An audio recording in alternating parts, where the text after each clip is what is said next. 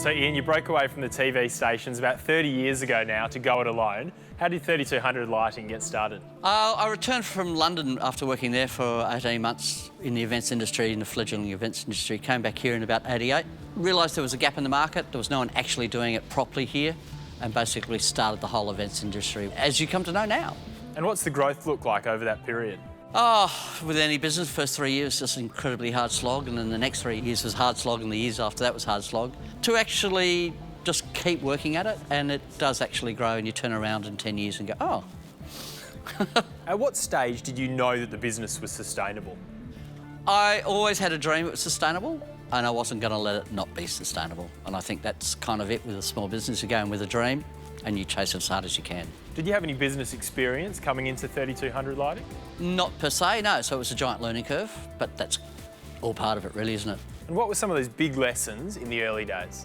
Just managing cash flow. I think that's the hardest part in this sort of industry anyway. Managing clients' expectations and the financial side of it. It's quite difficult for a lighting guy. So you've got a really great creative arm, but the business obviously depends highly on those technical executions. How do those two areas of the business integrate?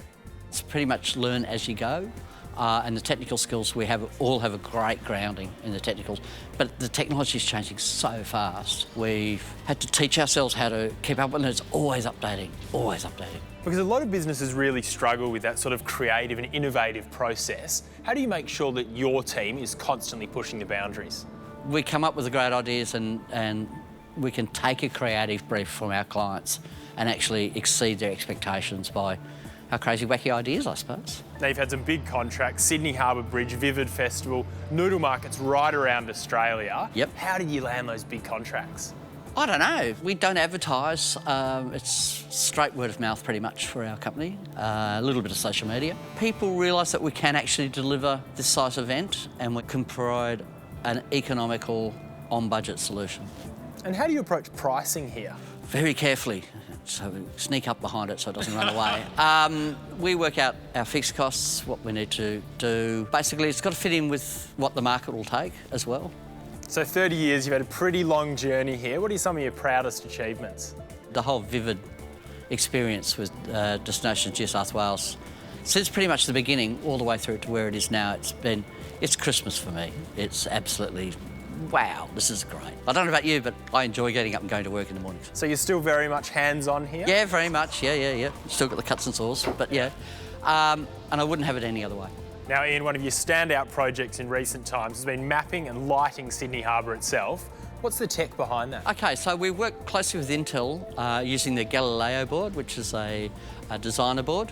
So what we've done is we've adapted that with a daughter board to change it to a GPS signal and signal processing to actually drive the colours of the boats. And who are some of your most valuable partners at the moment? We love working with Destinations New South Wales with the whole Vivid and other projects.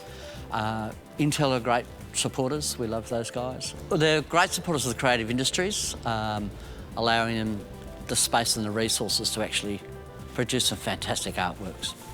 How do you ensure those guys keep coming back to you? Loyalty, by delivering a consistently high-quality service. There are a lot of other lighting companies, but we're very one-off individual. We'll do the crazy jobs that no one else will touch. We're the canaries in the coal mine. Is that the key to staying ahead of the pack, constantly looking to push the boundaries? Yeah, you have to. Have to always lead, never follow. Now, what's the future hold for 3200 Lighting? The sky's the limit, I say. I'd like to do bigger, better, and as the technology's improving, we'd like to take that to the next creative level. Well, it's a terrific business story you've got here. Thanks a lot for sharing it with us. Anytime.